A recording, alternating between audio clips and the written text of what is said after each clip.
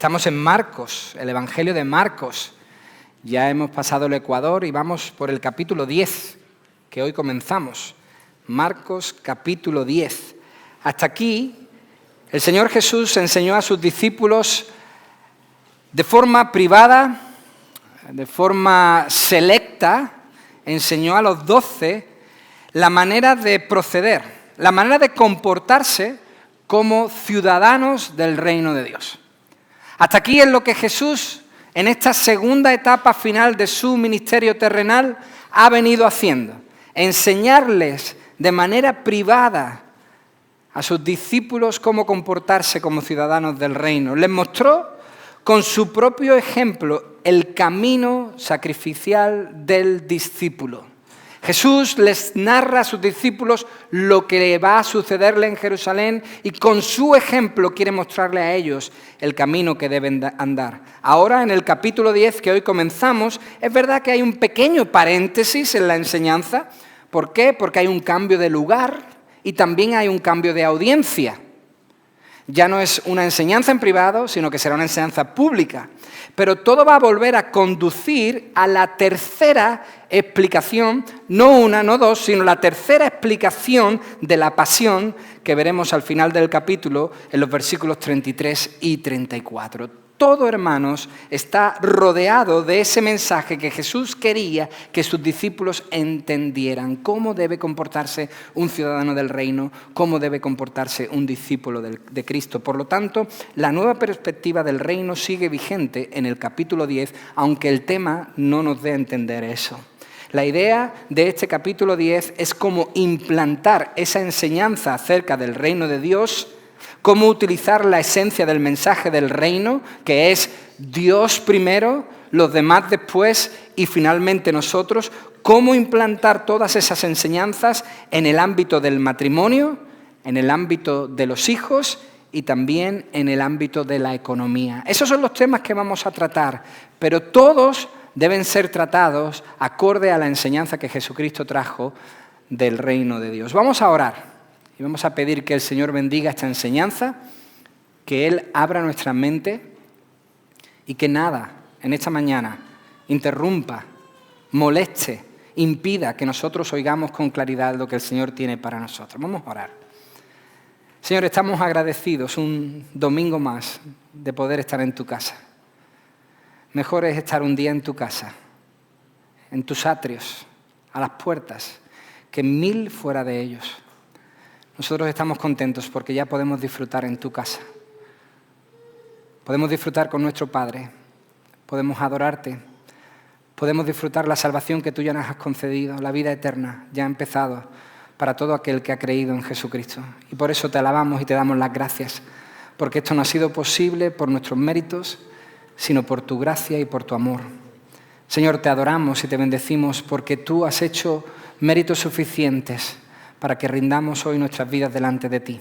Ahora lo queremos hacer poniendo atención a tu palabra, Señor. Queremos pedirte que nada estorbe, que no haya ningún espíritu que nos distraiga de lo que tú quieres decirnos en esta mañana.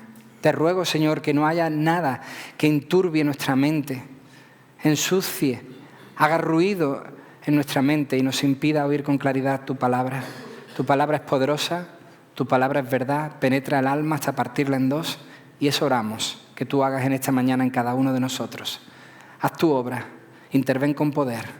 Te lo pido, Señor, en el nombre de Jesús. Amén. Hoy hablamos de matrimonio. Hoy el tema es matrimonio. Así que, jóvenes del campamento, habéis venido un buen día a la iglesia. Es un buen tema, todos debemos oír acerca de este tema. Hablamos de matrimonio. En un artículo ya antiguo, de hace unos años, en la revista cristiana estadounidense llamada Christianity Today, se lee lo siguiente: hasta que la muerte nos separe, ha sido reemplazado hoy por mientras yo sea feliz. Esto quiere decir que normalmente la historia se había basado en que el matrimonio solo era divisible por la muerte. Hoy, aparentemente, puede ser divisible hasta que la persona ya no se encuentre feliz. Se puede dividir cuando la persona ya no esté feliz, no se sienta satisfecha, sus condiciones y su estado de ánimo no se vean completos, por lo tanto, se abandona. Eso dice el artículo. Y continúa diciendo que la búsqueda de la realización personal, el bienestar individual únicamente por encima de todos y la autonomía ha creado una cultura del divorcio en la que el matrimonio a menudo se considera restrictivo, limitante, opresivo, poco libertador, etcétera, etcétera. Pero un informe del Consejo de Familias de Estados Unidos declara que la revolución del divorcio ha fracasado. El divorcio como solución ha fracasado y piden una medida urgente. Piden también una medicina fuerte. ¿Por qué? Concluye el artículo diciendo: la sociedad no ha sabido proveer una alternativa que resuelva el problema de los matrimonios. Evidentemente, el divorcio no ha sido la solución. Esa es una realidad. El divorcio no soluciona el problema matrimonial. Y este tema del divorcio también era de mucho interés, muy popular, muy relevante en la época del Señor Jesucristo. Dos escuelas rabínicas, dos escuelas con dos maestros rabí muy importantes, estaban en continuo debate y en continuo desacuerdo al respecto de este tema. Es la escuela de Hillel y la escuela de Shammai. Estas dos escuelas rabínicas se peleaban con respecto a este tema del divorcio. El motivo de este choque de trenes, el motivo de este desencuentro era qué razón justificaba el divorcio. ¿Qué causas podían proveer a los matrimonios una salida para divorciarse y abandonar? Para la escuela liberal de Hillel, un hombre podía divorciarse de su esposa por cualquier situación, por cualquier cosa que le disgustase de su esposa, incluso si la comida ese día se había quemado un poco. Si la sopa quemaba mucho, eso podía ser para la escuela de Hillel una causa de divorcio. En cambio, para la escuela conservadora de Shammai, solo el adulterio era considerado como una posible causa. Incluso se puede pensar que quizás los discípulos de Jesús eran más de la escuela de Hillel, la escuela liberal. Se puede pensar que los discípulos estaban más de acuerdo con la postura liberal que la postura conservadora, por lo que leemos en Mateo capítulo 19, que también recoge esta historia. En Mateo capítulo 19, esta historia en el versículo 10 nos dice que los discípulos, ante las palabras de Jesús, dice: entonces, ¿para qué casarse? Si esto es lo que le ocurre al hombre y a la mujer, si estas son las restricciones, si hay tan poca libertad, vienen a decir los discípulos, no le conviene al hombre casarse. Parece que los discípulos estaban más de acuerdo con esa escuela liberal. Además, el tema estaba candente. El tema estaba muy calentito, hermanos. Sí, había un famoso y escandaloso matrimonio que en ese momento estaba en boca de todos. En ese momento era la comidilla de toda la nación. ¿Sabéis quién digo, verdad? Ya lo hemos visto. Herodes Antipas y Herodías. Ya lo vimos en el capítulo 6, como este Herodes Antipas va a visitar a su hermano, se enamora de la esposa de su hermano y la toma para él. Ella abandona a su esposo y él abandona a su esposa. Eso estaba en boca de todos. Era la comidilla de toda la nación. Pero por encima de todo esto que estamos hablando, se encontraban los cristianos de Roma. Por encima de esto que estamos hablando estaban los receptores de este evangelio, que eran los cristianos de Roma. El divorcio era un tema relevante, importante para los lectores y oyentes de Marcos que reciben este evangelio. ¿Por qué? Porque el divorcio era fácil y frecuente en Roma. Era muy sencillo. Uno podía decir adiós de la noche a la mañana. Y por lo tanto el tema es relevante y Marcos quiere compartir con ellos la opinión de Jesucristo acerca de esto. Por lo tanto, los cristianos en ese tiempo podían caer en la trampa del divorcio y quedar atrapados. Lo mismo que puede ocurrir con los cristianos hoy día. Creer, pensar que el divorcio es la salida y quedar atrapados en una situación complicada. Eso afrontamos hoy en Marcos capítulo 10, comenzando en el versículo 1. Dice así: Levantándose de allí, Jesús se fue a la región de Judea y al otro lado del Jordán, y se reunieron de nuevo las multitudes junto a él, y una vez más, como acostumbraba, les enseñaba. Como vemos, hermanos, ya lo hemos dicho, la enseñanza ahora pasa de ser privada, pasa de ser a los 12 únicamente, a ser pública. Dice el versículo 1, a ser a las multitudes. Muchos oyen esto que Jesús ahora va a enseñar. Les enseñaba, dice el texto, lo que acostumbraba a enseñarles. No varió su mensaje, desde el principio fue el mismo. ¿Y cuál era ese mensaje? ¿Qué era eso que Jesús enseñaba una y otra vez?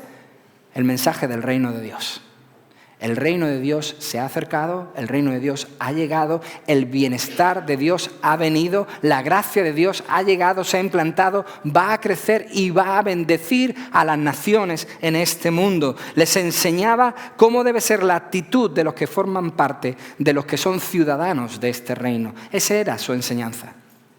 Esa era la que Jesús acostumbraba a enseñarle. Sabemos, hermanos, que Jesús está caminando, viajando hacia Jerusalén, como ya anunció a sus discípulos. Jesús le está diciendo a ellos que se dirige a Jerusalén, pues el Calvario, la cruz, es su última etapa. Y en su travesía entra ahora en territorio desconocido y tremendamente hostil. Llega a Perea, un territorio tremendamente hostil por la razón que ahora mismo vamos a leer en el versículo 2. Ya dijo el capítulo 3 y el capítulo 7, ambos capítulos nos dijeron que los fariseos de Jerusalén fueron en busca de Jesucristo. Ahora Jesucristo, que se dirige a Jerusalén, se los encuentra en un territorio hostil, en Perea, versículo 2. Y se le acercaron algunos fariseos y, atentos a esta frase, para ponerle a prueba, le preguntaban si era lícito a un hombre divorciarse de su mujer. Hermanos, la intención de la pregunta podía no parecer hostil, porque era común, era normal, era incluso la tradición intentar conocer la opinión sobre temas relevantes, sobre temas importantes de un rabí, de un maestro que estaba de visita.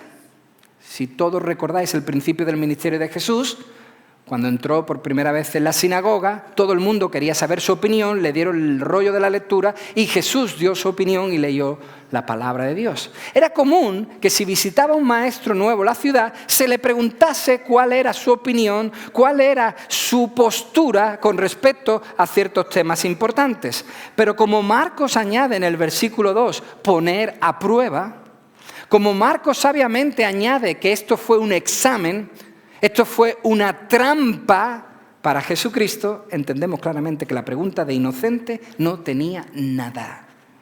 No era inocente en ningún modo.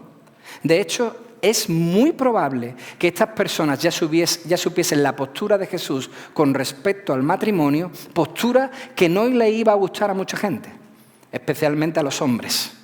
Y por eso le hicieron esta pregunta. Evidentemente, hermanos, lo que querían era desprestigiarles a ojos del pueblo. Querían señalarle a ojos del pueblo. Querían ponerle ahí para que el pueblo mirase a Jesús como una persona no digna de ser seguida y las multitudes le abandonasen. Las multitudes se fuesen. Incluso, daos cuenta, van un paso más allá en su maldad. Van un poco más adelante en su intento de escarnio público a Jesucristo. Fijaos qué treta, fijaos qué cosa, fijaos qué situación. Que esta pregunta se la hicieran los fariseos en Perea, que esta pregunta se la hicieran los fariseos a Jesucristo en territorio de Perea, que era parte del territorio dominado por Herodes Antipas, este que hemos hablado antes, un territorio que él controlaba, donde tenía autoridad y además era muy respetado, que esta pregunta se la hiciesen ahí solo buscaba que la respuesta de Jesús ofendiese a Herodes. Que lo que Jesús dijese pudiese ser una molestia para Herodes, irritase a Herodes, enfadase a Herodes, como ocurrió con Juan el Bautista.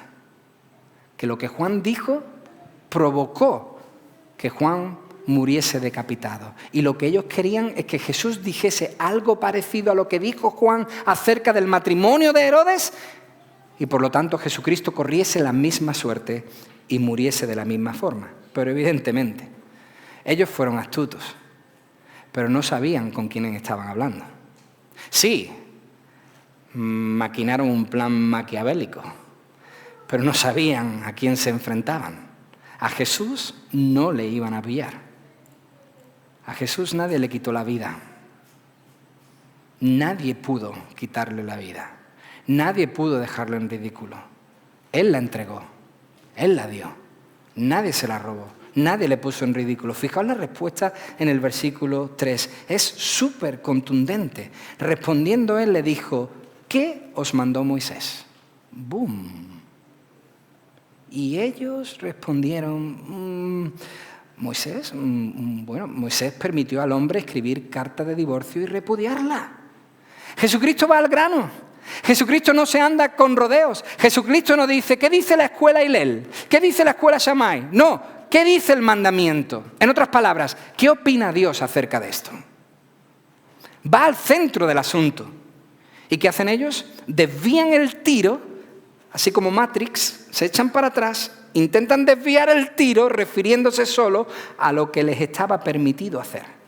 No a la totalidad de la ley, no a la esencia de la ley, no al mandamiento de Dios, sino al matiz que les convenía. Porque la ley dice en Deuteronomio capítulo 24, esta es la ley que ellos utilizaban para dar carta de divorcio, la ley en Deuteronomio 24:1 dice, cuando alguno toma una mujer y se casa con ella, si sucede que no le es agradable porque ha encontrado algo reprochable en ella y le escribe certificado de divorcio, esto es lo que a los fariseos les llamaba la atención, certificado de divorcio, wow, lo pone en su mano y la despide de su casa, y ella sale de su casa y llega a ser mujer de otro hombre. Si el segundo marido la aborrece y le escribe certificado de divorcio, lo pone en su mano y la despide de su casa, o si muere este último marido que la tomó para ser su mujer, como veis son muchos condicionantes, aquí está la intención. Al primer marido que la despidió no le es permitido tomarla nuevamente como mujer, porque ha sido menospreciada. Pues, esto es muy importante, eso es abominación ante el Señor. No traerás pecado sobre la tierra que el Señor tu Dios te da por heredad. Tú no te comportarás como se comportan otros pueblos con respecto al matrimonio. ¿Y qué entendieron ellos con estos versículos? ¿Qué fue lo que ellos entendieron? Pues ellos entendieron, si quieres divorciarte de tu esposa por cualquier razón, hazlo. Solo asegúrate de que les das carta de divorcio. Eso es lo que ellos entendieron. Sin embargo, hermanos, el significado verdadero de este pasaje de Deuteronomio dice, marido, cuidado que esto es abominable para Dios. Marido, piensa bien las cosas. Piensa bien lo que haces.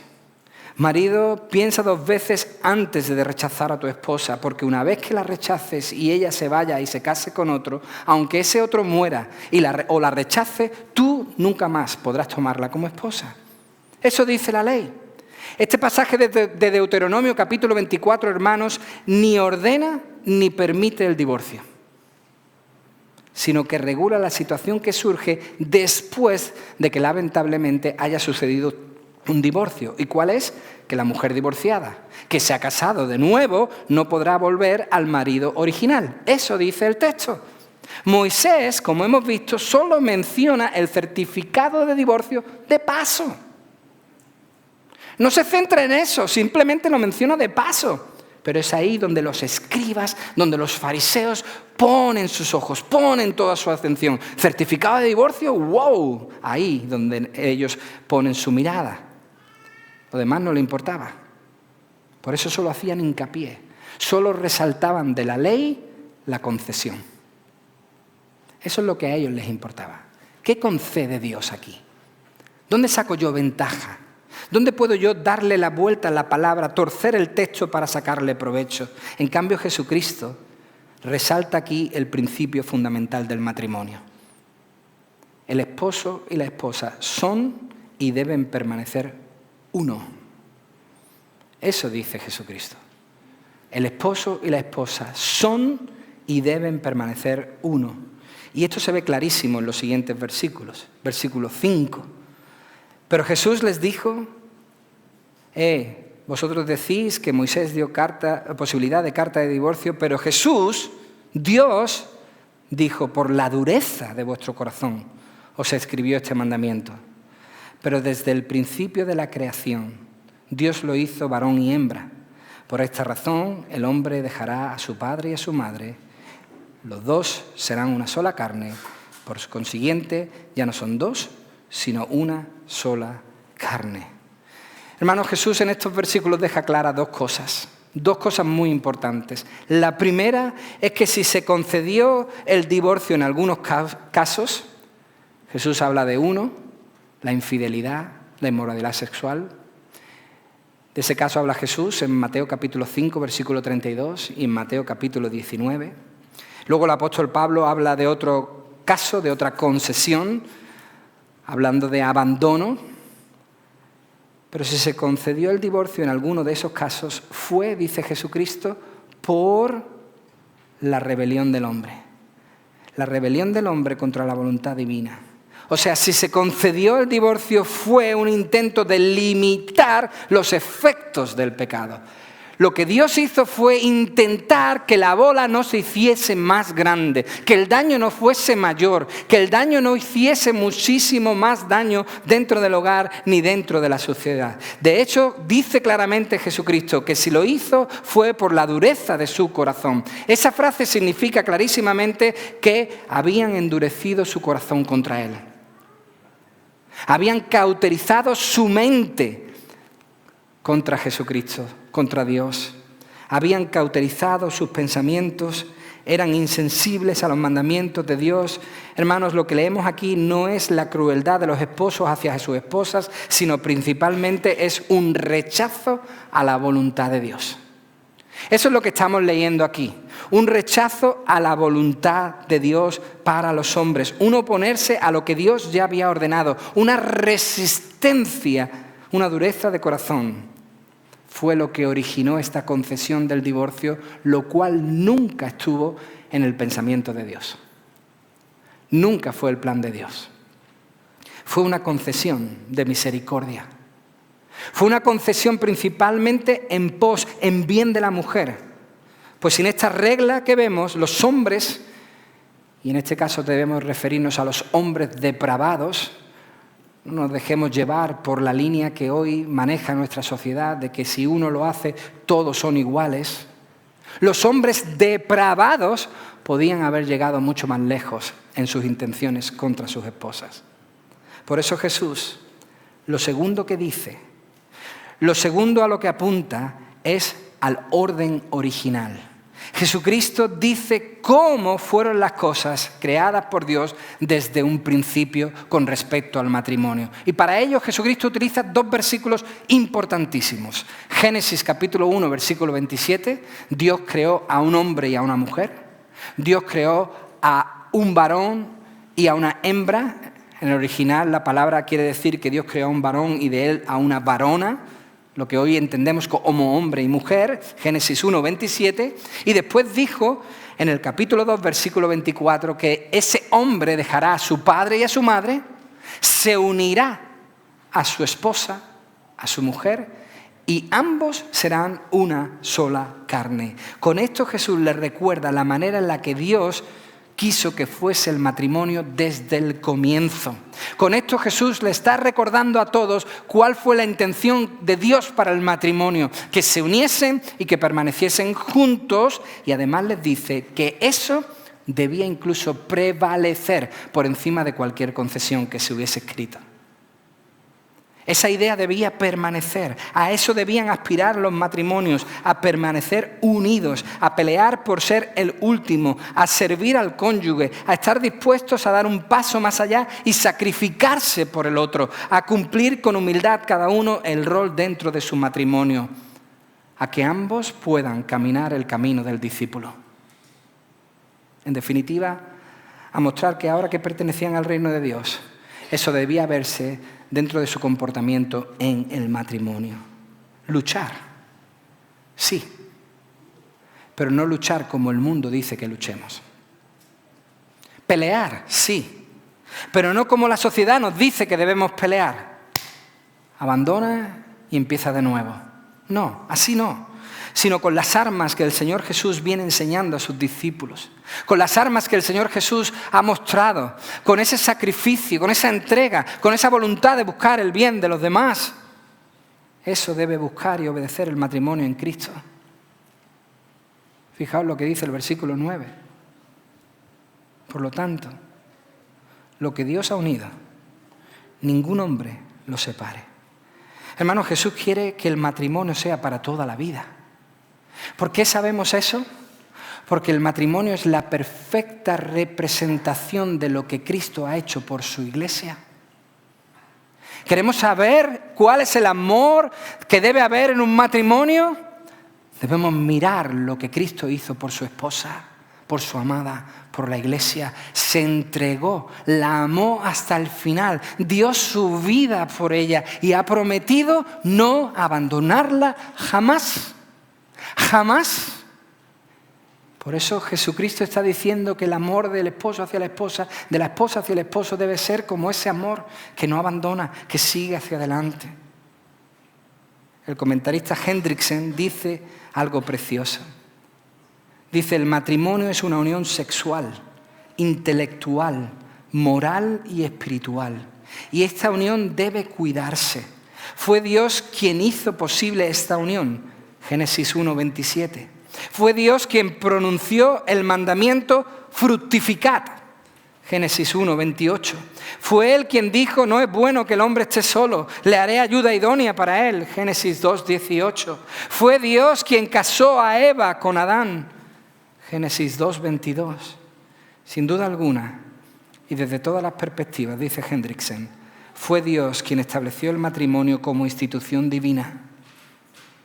El matrimonio es un estado honroso, por lo tanto, lo que Dios ha unido, no lo separe el hombre. Este es el pensamiento de Dios acerca del matrimonio. Esto es lo que Dios quiere para aquellos que están unidos entre sí y con Cristo. Esto debió ser impactante.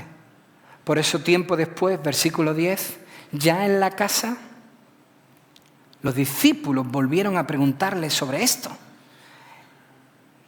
Ellos quizás pensaban de otra manera, le dijeron, Señor, ¿qué está ocurriendo? Cuéntanos más. Y Él les dijo, cualquiera que se divorcie de su mujer y se case con otra, comete adulterio. Adulterio contra ella. Y si ella, esto tuvo que ser súper revolucionario, porque en ese tiempo solo se permitía al hombre divorciarse de su esposa y no al contrario. Pero Jesucristo dice, y si ella se divorcia de su marido y se casa con otro, comete adulterio. Ambos son iguales ante Dios y ambos pueden cometer el mismo error ante Dios. Y los discípulos debían ser los primeros en saber, en recordar, en ser corregidos con respecto a esta verdad. Quizás estaban más de acuerdo con la escuela liberal y por eso Jesucristo pacientemente les vuelve a enseñar y a recordar esta enseñanza. Porque Jesús quiere de nuevo enfatizar, ahora a través de la experiencia del matrimonio, lo que ya venía enseñándoles desde hacía mucho tiempo, pero en privado. El camino sacrificial del discípulo. También se ve dentro del matrimonio. Y también les dice que lo que se había enseñado por parte de los rabinos, de los maestros de la época, contradecía por completo el mensaje del reino. Lo que los rabinos habían enseñado durante todo ese tiempo. Por eso Jesús, cuando le dice a sus discípulos, ¿qué dice la ley? Y ellos dicen, bueno, nosotros hemos escuchado esto. El Señor dice, vosotros oísteis que fue dicho, os han enseñado de esta forma, pero yo os digo, esta es la idea que vemos aquí. Os han enseñado que el matrimonio se puede tirar como una servilleta, que es de un uso y ya después si no nos gusta, si no nos sirve, lo podemos tirar. Pero yo os digo que el mensaje del reino no dice eso, porque el mensaje del reino busca unidad, no división. No busca dividir. Hermanos, los cristianos de todas las épocas hemos fallado en esto, al igual que lo hicieron los judíos. No solo ellos fallaban en este tema, los cristianos durante toda la historia hemos fallado en este tema. Pero, no quiero seguir sin decir lo siguiente, pero debemos pensar que la misma provisión de misericordia y perdón por este pecado que existía en los días de Moisés y en los tiempos de Jesús existe aún en nuestros días. ¿Qué quiero decir? Que Dios puede perdonar el divorcio, así como perdona los pecados. Y yo sé que cada caso tiene sus matices. Lo que el Señor ordena es esto, y si fallamos, aún así encontramos misericordia. Aún así el Señor tiene gracia. Por eso la meta de Jesús, no sé si os dais cuenta, es clarísimo. La meta de Jesús no es aclarar el tema del divorcio. No. Sino que es principalmente enseñar la importancia del matrimonio estable. Eso busca Jesús. Y todos, absolutamente todos aquí, entendemos, vemos los beneficios del matrimonio estable. De hecho, me atrevo a decir, hermanos, que hoy, en nuestro mundo, hoy, 26 de julio de 2026, hoy, todos claman, todos demandan una solución que no sea el divorcio. Todos, los niños demandan que esto no suceda. Los hijos demandan que esto no suceda. Los profesores en las escuelas demandan que esto no suceda. Los maestros en las escuelas demandan que esto no pase. Los médicos demandan que esto no ocurra. Los psicólogos nos exigen que esto no pase porque está destruyendo nuestra sociedad. Lo que Jesús quiere enseñarnos es que el matrimonio debe luchar para permanecer para siempre. Que una vez unidos en Cristo, hay aquí muchos matrimonios ya establecidos, quizá con pasados complicados, pero ahora están en Cristo. Una vez que vuestro matrimonio esté en Cristo, debe luchar para permanecer así. Debe combatir para permanecer así. ¿Cómo? ¿De qué forma? Pensando más en el otro que en uno mismo. Pensando más en el que está a nuestro lado que en uno mismo.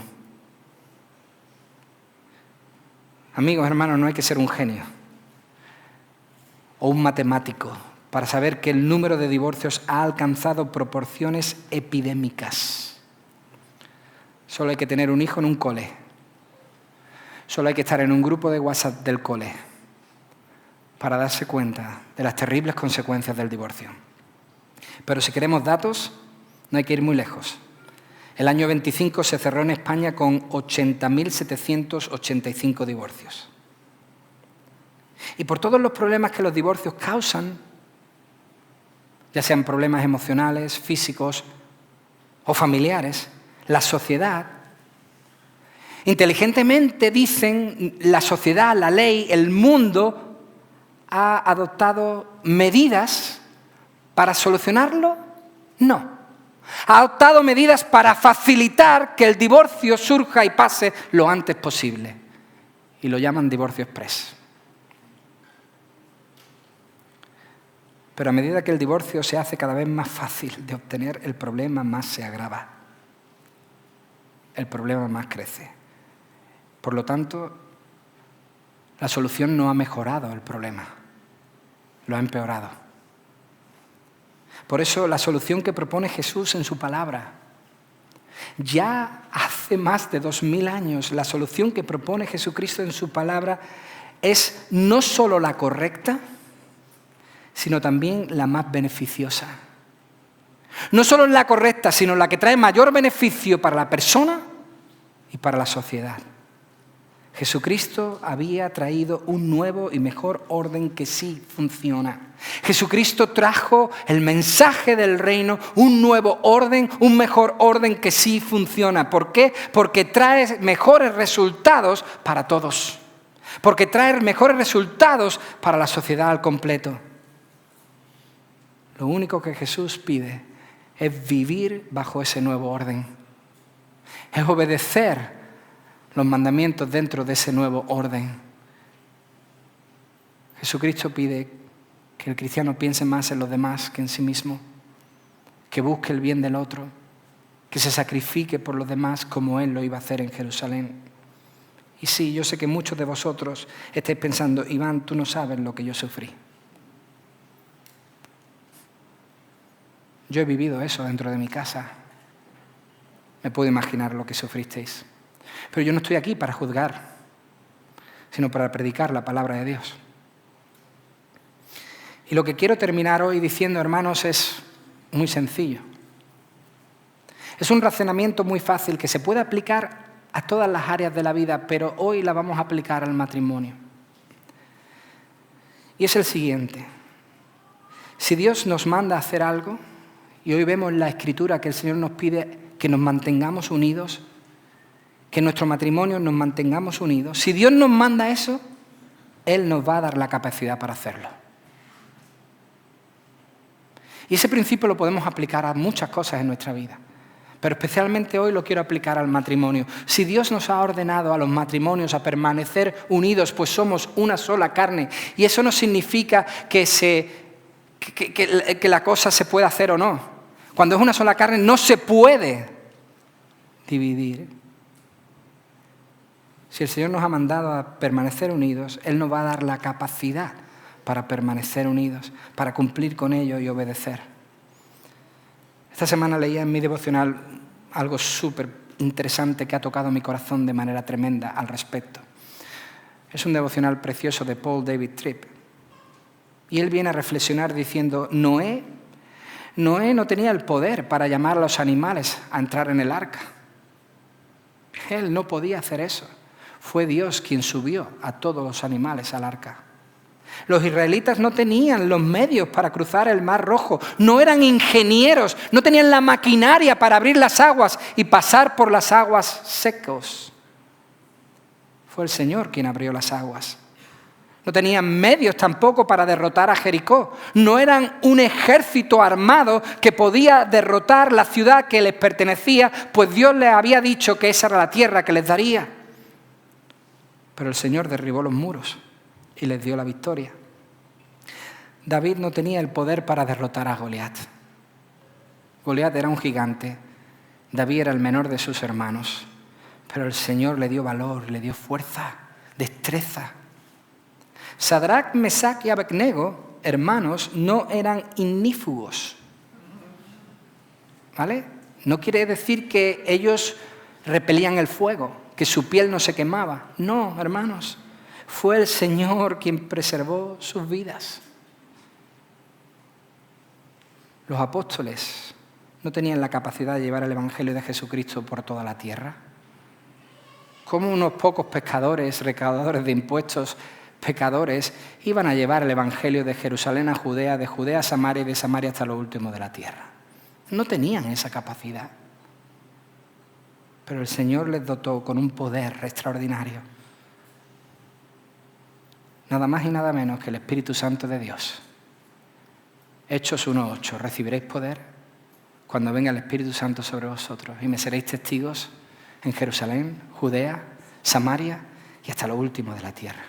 Hermano, si alguno de vosotros cree que yo tengo la capacidad de estar aquí todos los domingos y predicar la palabra de Dios, que me sale de forma natural, se equivoca. Soy la persona más tímida que hay en toda la sala. Jamás me imaginé que yo podía estar delante de una persona pudiéndole compartir cualquier cosa, ni siquiera de mi propia vida. Lo que veis es obra del Espíritu Santo de Dios. No hay otra forma. Tú y yo no somos capaces. Tú y yo no tenemos la capacidad para levantarnos y hacer lo que Dios nos ha pedido que hagamos.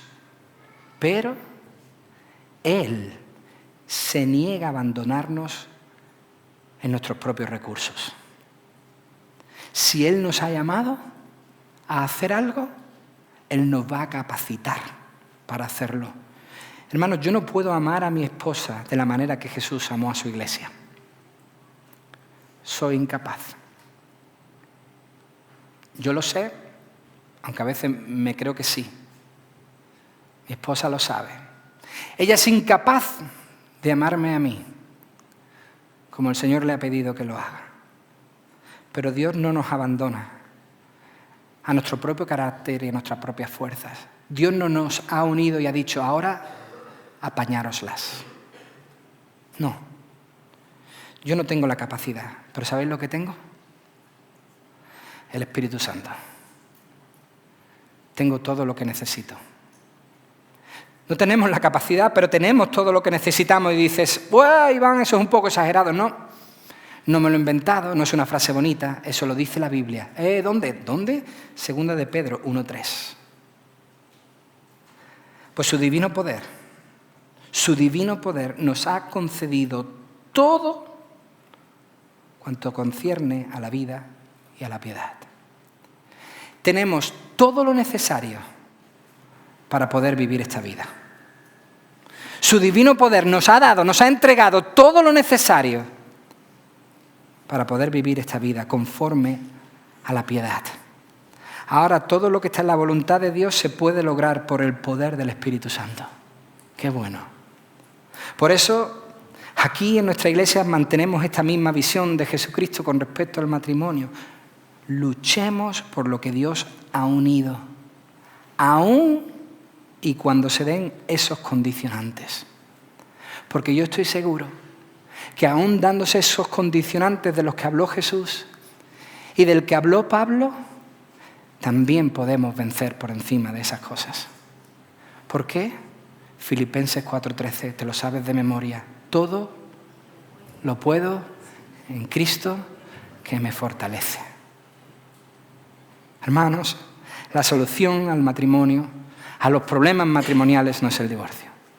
La solución es el mensaje del Evangelio. La solución es el mensaje del reino que Jesucristo estaba compartiendo con sus discípulos. Date al otro, sacrifícate por el otro. Y dentro del matrimonio también. Y entonces se podrá vencer, se podrá continuar y se podrá avanzar. Que Dios bendiga vuestros hogares. Que Dios bendiga vuestras casas. Que las mantenga unidas desde ahora y para siempre. Padre, gracias por tu palabra. Gracias, Señor, por lo que tú has traído. Señor, yo oro por cada matrimonio aquí. Para que tú les bendigas, Señor. Les fortalezca. Y esta palabra haya llegado a ellos como agua fresca. También oro, Señor, por las personas que han pasado por el divorcio. Por la tragedia del divorcio. Y te pido que tú les fortalezcas también, Señor. Les ayudes. Y tu gracia les acompañe. Oro por los jóvenes, Señor. Quizás algunos ni siquiera piensan en el matrimonio aún, pero ya oro en el nombre de Jesús para que tú les des buenos esposos y buenas esposas, para que formen hogares firmes, hogares que sean luz y sal en el mundo donde vivimos, referentes que puedan demostrar al mundo que Jesús no abandona, que Jesús permanece, que Jesús está cerca, que puedan mostrar al mundo que en el poder del Espíritu todo se puede, que puedan mostrar al mundo que Dios da fuerza, que levanta, que nos levanta como águilas, que nos da la fuerza que necesitamos. Señor, fortalece a tu iglesia, bendícela, en el nombre de Jesús. Amén.